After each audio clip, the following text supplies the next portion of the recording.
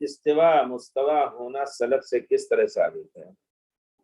اس کی تفسیر مجاہد نے کی ثم استوى علی العرش، پھر اللہ تعالیٰ عرش پر مستوی ہوا، عرش پر مستوی ہوا. اور استوا بمعنی اعلیٰ، اللہ تعالیٰ عرش پر مستوی یا عرش پر بلند ہوا.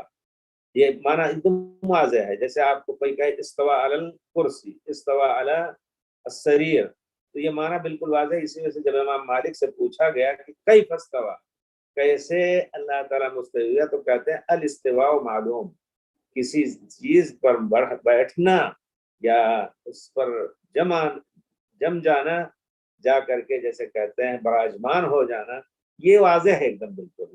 اس کا معنی عربی میں جیسے کہ اللہ تعالیٰ نے فرمایا جانوروں کو پیدا کیا لتستووا علی ظہورہا، تاکہ ان کی پیٹھوں پر سوار ہو تم، مستوی ہو جاؤ.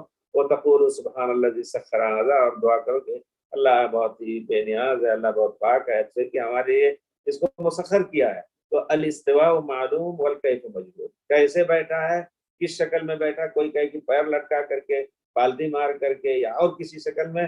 جتنا اللہ نے اپنے بارے میں بتایا ہے، جو اوصاف اللہ نے اپنے لیے ذکر کیے ہیں، اسی حد تک اس کے معنی کو سمجھنا ہے. اس میں مزید اپنی طرف سے کوئی بات نہیں کہنی ہے اپنی طرف سے. تو استوا کا معنی سلف یہی سمجھتے تھے کہ اللہ عرش پر ہے، اور پھر عرش سے اترتے بھی ہیں اللہ تعالیٰ. سلف اس کو بھی سمجھتے. کوئی آپ کہیں گے اللہ عرش پر مستوی ہے، تو پھر نزول الہی کا ایمان یا نزول الہی پر ایمان رکھنا کیسا ہے؟ واجب ہے، کیونکہ صحیح احادیث میں، بہت سی احادیث میں، اسی وجہ سے علامہ ابن تیمیہ نے شرح حدیث النزول ایک کتاب ہی لکھ ڈالی کہ اللہ تعالیٰ نازل ہوتے ہیں آسمان سے، عرش سے، ساتویں آسمان، پہلے آسمان کے اوپر، اور پکارتے ہیں بندوں کو. کوئی توبہ کرنے والا ہے، کوئی استغفار کرنے والا ہے، کوئی کسی چیز کی طلب کرنے والا ہے، تو میں اس کو دوں. تو ہمیں اس پر ایمان لانا ہے. لیکن یہ آپ کا دماغ وہاں تک نہ جائے کہ بھائی اللہ تعالیٰ نیچے اترا تو عرش خالی ہوا نہیں ہوا. یہ سوال پورے طور پر بدعت غلط ہے.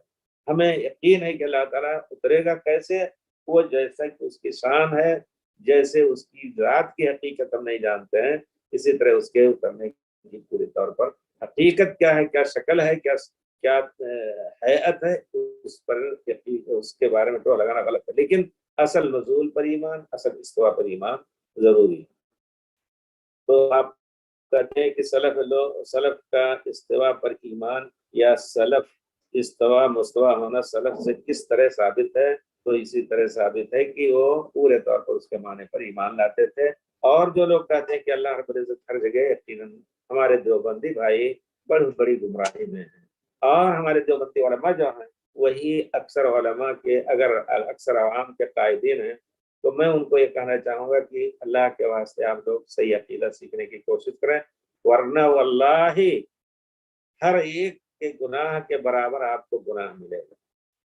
کروڑوں جو کر رہے ہیں بڑے بڑے علماء کی نگرانی میں غلط عقیدہ یا غلط کام کر رہے ہیں، ان کی نگرانی میں یقیناً ان علماء کو بھی اس کا گناہ ملے گا. جیسے کہ پیارے رسول کی حدیث ہے، من دعا الی ہدی فلہ اجر واجر من عمل بہ، ومن دعا الی ضلالۃ فعلیہ وزرہ وزر من عمل بہ.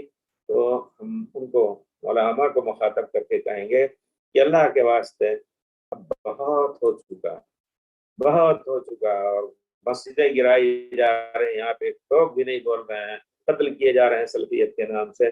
یہ سب غلطیاں ہیں آپ کی. اللہ تعالیٰ آپ لوگوں کو ہدایت دے، اور ہم سب کو ہدایت دے کہ سلف کے طریقے پر اور صحابہ کرام کے طریقے فہم پر ہم قرآن اور حدیث کو سمجھنے کی کوشش کریں، نہ کہ دیوبندیت کو زندہ کرنے کی زیادہ سے زیادہ کوشش کریں. ان کے لیے مدارس کھولیں. یقیناً یہ انفاقات قیامت کے دن ثم تکون علیہم اسرا، اللہ تعالیٰ نے کہا ہے کہ جتنا کچھ خرچ کیا اس کا کوئی اجر نہیں ملے گا. میں پورے یقین سے یہ بات کہتا ہوں. اس وجہ سے آپ لوگ پیارے رسول کی سنت کو یا دیوبندیت کو سنت کا سوکن نہ بنائیں.